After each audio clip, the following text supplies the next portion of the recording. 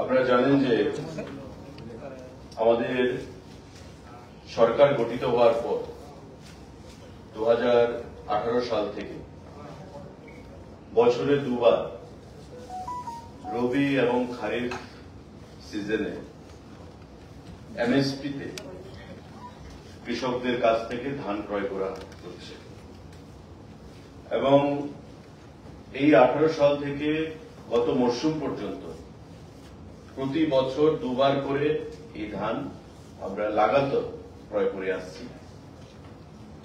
এখন পর্যন্ত টোটাল যে ধান আমরা ক্রয় করেছি রাজ্য সরকারের তরফ থেকে কৃষকদের কাছ থেকে সরাসরি 1,92,052 এমপি।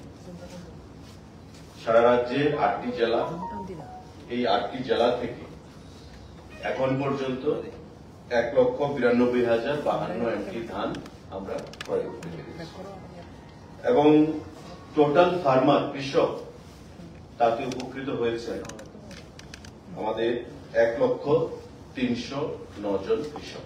সারা রাজ্যে প্রত্যেকটি জেলা থেকে 1,03,009 জন কৃষক এখন পর্যন্ত তাতে উপকৃত হয়েছে।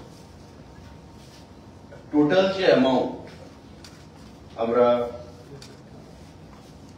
কৃষকদেরকে প্রদান করেছি, অর্থাৎ যে পরিমাণ ধান আমরা ক্রয় করেছি সেই অ্যামাউন্টই আমরা কৃষকদেরকে প্রদান করেছি, সেটা হচ্ছে এখন পর্যন্ত 372 কোটি টাকা।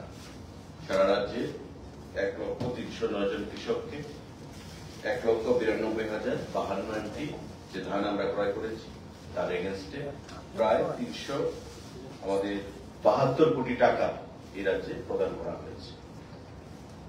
আমরা আনন্দের সঙ্গে আবারও জানাচ্ছি যে এবার আমাদের যে খারিফ সিজন, যেটা আমরা বলেছি যে বছরে দুবার আমরা রবি এবং খারিফ সিজনে ধান ক্রয় করি রাজ্য সরকারের তরফ থেকে কৃষকদের কাছ থেকে, এই মরশুমে আগামী 15ই জুন এই ধান ক্রয় করা শুরু হবে সারা রাজ্যে 31টা ব্লকে। আপনারা জানেন সাংবাদিক বন্ধুরা, আমাদের সারা রাজ্যে 58টা ব্লক রয়েছে এবং আমরা গতবার মহকুমা ভিত্তিক করেছিলাম। গতবার পর্যন্ত আমরা বলেছিলাম যে এবার থেকে কৃষকদের ট্রান্সপোর্টেশন কস্ট যেন আরো কম হয়, তার জন্য আমরা ব্লক ভিত্তিক করব। 58টা ব্লক আছে, তার মধ্যে আমরা 31টা ব্লকে এবার করছি, কারণ বাকি যে ব্লকগুলো সেগুলো আপনার উত্তর জেলা, ঊনকোটি জেলা, তাতে ধানের যে প্রোডাকশন সেটা হয় না এইবার খারিফ সিজনে।